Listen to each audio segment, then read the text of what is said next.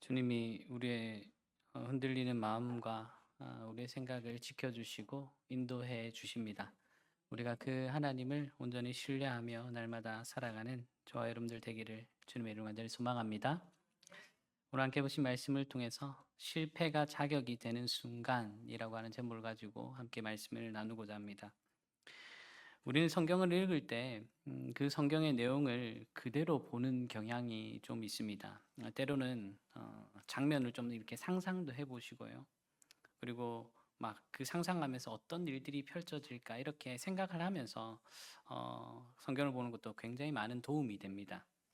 미국의 구약학자로서 설교로서 아주 유명한 목사님 중에 한 분이 있는데 윌터 브루그만이라고 하는 목사님이 있습니다. 이분이 어떤 이야기를 했냐면 예언자적 상상력이라는 것을 통해서 공동체를 새롭게 하는 신학 이런 것들을 이야기를 해가지고 그래서 예언자적 상상력을 통하여서 하나님의 말씀을 보는 방법 뭐 이런 것들을 많이 이야기했던 분이 계십니다.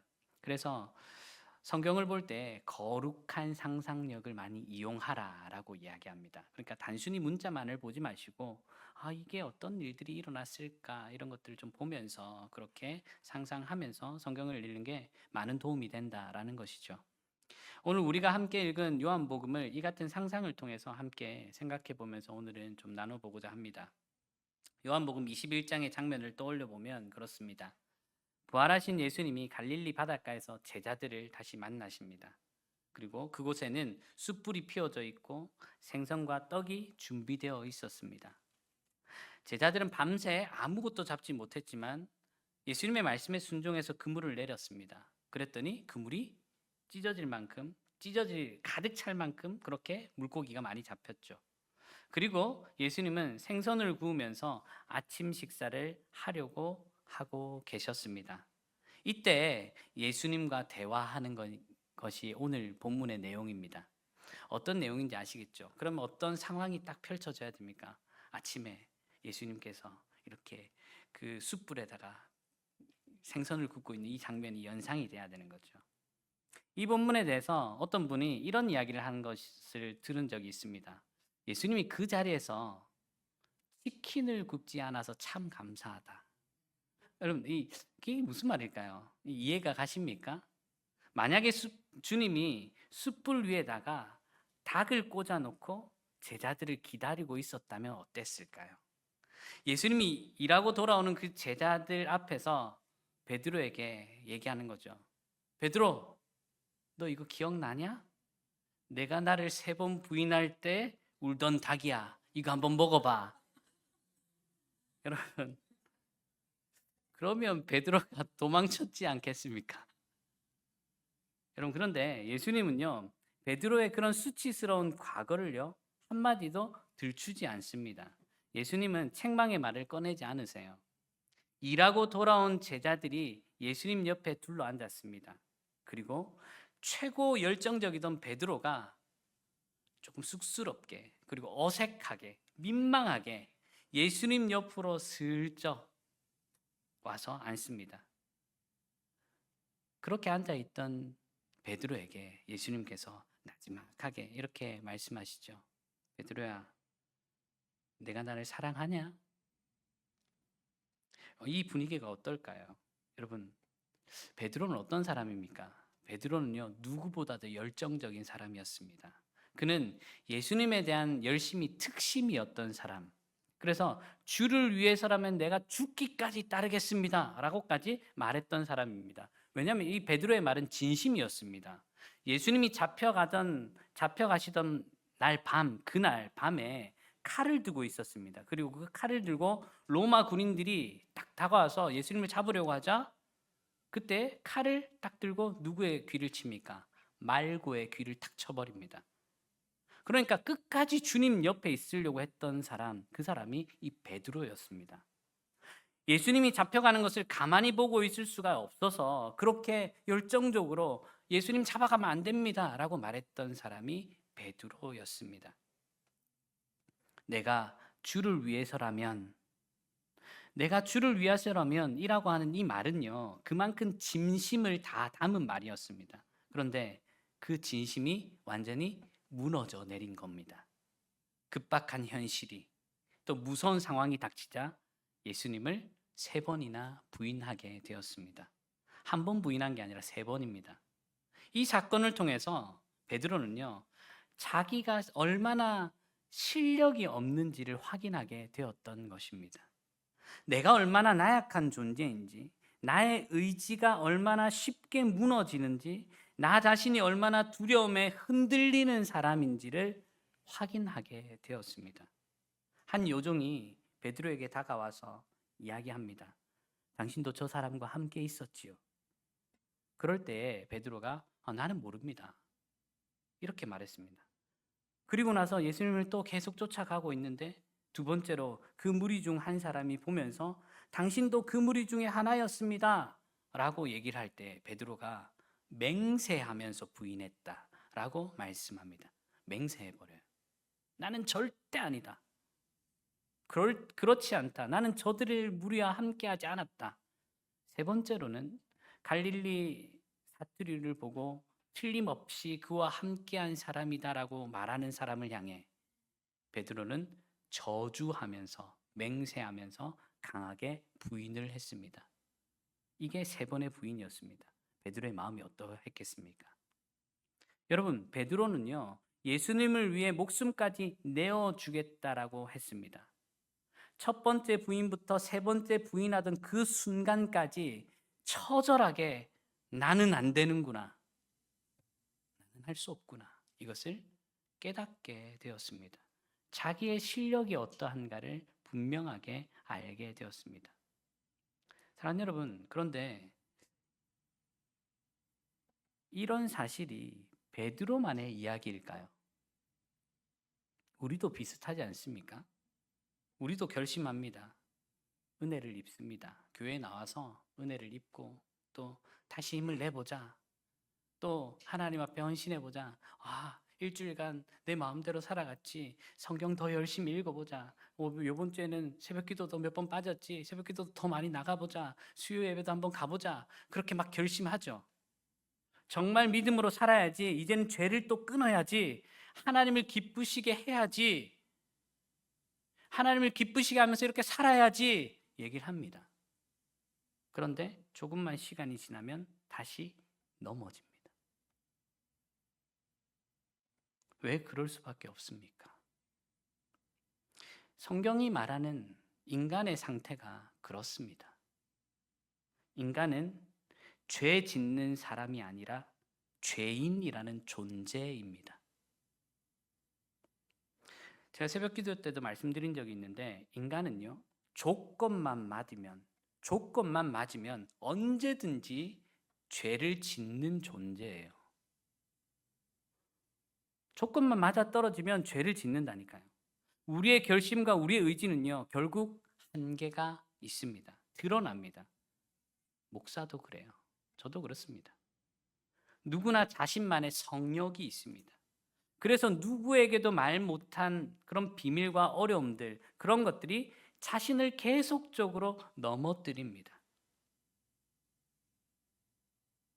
그와 같이 넘어진 베드로에게 예수님은 3번 질문하셨습니다. 너는 나를 사랑하느냐? 어쩌면요, 이 너는 나를 사랑하느냐라고 하는 이 질문이요, 엄청나게 잔인한 질문 아닙니까? 왜냐하면 베드로는 예수님을 버렸거든요. 염치 없는데, 염치 없어서 몸둘 바를 모르고 예수님 옆에 살짝 가서 앉았는데 계속 사랑하냐고 물어보는 거예요. 그러니까 염치 없어 죽겠는데 예수님 왜 계속 묻지? 자신이 행한 일과 자신이 말한 내용과 일치되지 않는 모습으로 인해서 할 말이 없기 때문에 네가 나를 사랑하느냐, 이 질문은요, 매우 잔인한 질문입니다. 예수님을 보니 사랑한다고 말은 하고 싶은데 내 행동을 보니까 입에서 떨어지지가 않는 거예요. 나 스스로에게 계속 말하는 것입니다. 사랑하는 사람이 그렇게 행동할 수 있냐? 나를 계속적으로 정죄하면서 내가 예수님 사랑한다고, 예수님 그렇게 목숨을 다해 예수님 따르겠다라고 얘기했는데 내가 예수님 사랑한다고 말할 자격이 있나? 내가 주님을 사랑한다고 말할 자격이 있을까? 그래서 예수님의 이 질문은요, 베드로의 마음을 엄청나게 깊이 찌르는 질문이었습니다. 그런데 여러분, 예수님이 베드로를 계속 찌르면서 정죄하기 위해서 이 질문을 하셨던 것일까요? 아닙니다. 예수님은 베드로의 시선을 바꾸기 위해서, 베드로 자기 자신에게 시선을 돌리고 있는 그 모습을 자기 자신이 아니라 주님께로 돌리기 위해서 이 질문을 하고 계신 것입니다. 나를 사랑하니? 나를 사랑하니? 나를 사랑하니? 나만 바라볼 수 있니? 이런 질문을 하고 계신 것입니다. 이 질문 앞에 베드로가 어떻게 고백합니까? 주님 사랑합니다. 내가 주님 사랑합니다. 이렇게 얘기하지 않고 내가 주님을 사랑하는 줄 주님만 아세요. 여러분, 베드로가 이렇게 말한 것은 진심입니다. 그리고 그 진심의 고백은 어떤 상태에서의 고백일까요? 정말 사랑해서 주님을 위해 목숨을 바치겠다 이런 마음들이 다 있을 때 상태일까요? 아닙니다. 그런 고백의 상태가 아니라 아직 마음 가운데 회복이 덜 되었을 때 상태예요. 주님을 사랑한다고 고백하긴 하지만 회복이 덜 되었을 때 상태. 완벽한 사람의 고백이 아닙니다. 실패한 사람의 고백입니다. 그래서 이 고백은 이런 겁니다. 주님, 제가 주님 부인했죠. 저 실패했어요. 저 실패했어요. 저 절망스럽습니다. 저 아무것도 아니에요. 그런데요, 주님 제 마음 아시지요? 제 마음 아시는 분은 주님밖에 없습니다. 여러분, 이 고백이 바로 베드로의 고백입니다. 우리도 마찬가지 아니겠습니까? 실패했지만 나를 사랑하니, 나를 정말 사랑하니 말씀하시는 예수님 앞에 앉아 있는 것, 여러분 사실 그게 바로 은혜입니다. 몸둘 바를 모르나 그 앞에 다시 서서 주님만 아시죠. 주님만이 아십니다. 고백할 수 있는 그 자리가 은혜의 자리라는 거예요. 여러분, 저는요, 부교육자 생활을 20여 년간 사역했습니다. 20여 년간 부교육자 생활을 했는데 그 사역을 하면서 여러 가지 어려움들이 많았습니다. 스스로 좀 고뇌하면서 하나님 앞에 울었던 시간도 많고, 영혼들이 변화되지 않음을 바라보면서 나 때문은 아닌지, 또 내가 죄를 짓고 있기 때문에 그런 건 아닌지, 그러면서 수도 없이 저를 치고, 그리고 시간의 틀 안에 나의 삶을 넣어가지고 정오가 되면 매일매일 찬양했어요. 예배하고 매일매일 찬양하고 예배하고 새벽기도 나가고 예배하고 밤에 또 밤기도 가서 예배하고 철야하고 밤새 기도하고. 그런데 내가 맡은 부서의 아이들이 변화되지 않음을 보면서도 내가 그럼에도 불구하고 죄를 많이 지어서 그렇구나 이러면서 절망했던 순간들이 매우 많았습니다. 그리고 지금도 여전히 이 싸움은 계속되고 있습니다. 나는 왜 이렇게 변화가 안 되지? 나의 늘 부족한 모습을 보면서, 나의 연약한 모습을 보면서 나는 왜 이렇게 잘 안 바뀌지? 가정에서도요, 뭔가 이야기하다 보면 제가 안 바뀐 모습들을 제가 발견할 때마다 왜 이렇게 안 되지? 근데 제가 말씀을 준비하면서 그런 마음이 들었어요. 예수님이 저한테 말씀하시는 것 같았거든요. 성철아, 네가 나를 사랑하냐? 무너져 있었지만, 절망에 있었지만, 너무 잘 안 돼서 포기하고 싶은 마음도 들기도 하지만, 그때 주님이 저한테 말씀하시는 것 같았습니다. 너 나 사랑하니? 제가 그 고백 앞에 고백할 수 있는 게 진짜 베드로의 고백밖에 없더라고요. 지금 제 인생을 아시지요? 지금 제 마음을 아시지요? 사랑하는 여러분, 실패하고 절망할 수 있습니다. 근데 그 실패가 끝이 아니에요. 성경에서는 분명히 이렇게 말합니다. 이르시되 무릇 사람이 할 수 없는 것을 하나님은 하실 수 있느니라. 나는 못하는 것을요. 누구나 하신다고요? 하나님은 하신대요. 공간복음에 분명히 써여 있습니다. 마태복음, 마가복음, 누가복음에 분명하게 이렇게 기록되어 있습니다. 내가 할 수 없다라고 말합니다. 사람은 할 수 없다라고 말합니다. 성경은 그렇게 계속 나는 안 된다라는 것을 말합니다. 그런데 나는 안 되고 나는 부족하고 나는 넘어지나, 그러나 누가 일하신다고요? 그때 하나님이 일하신다. 사랑하는 여러분, 그래서 우리의 실패는요, 여기서 끝이 나는 게 아닙니다. 오히려 우리의 실패는 하나님의 능력이 시작되어지는 자리입니다. 우리가 우리의 실력으로 신앙생활을 하는 게 아닙니다. 우리의 실력으로 신앙생활하면 넘어집니다. 내 힘으로 사역을 하면 넘어져요. 주님이 붙드심으로 걸어가고 있는 거죠. 이것을 인정하고 아는 것, 나의 무능을 알고 나의 타락을 아는 것, 나는 할 수 없다라는 것을 깨닫는 것, 여러분, 그게 은혜입니다. 사랑하는 여러분, 넘어질 수도 있고 실패할 수도 있습니다. 부서질 수도 있습니다. 그런데 중요한 것이 있습니다. 넘어지고 실패하고 부서질 때에 우리는 시선을 주님께 고정하여 넘어져야 되는 거예요.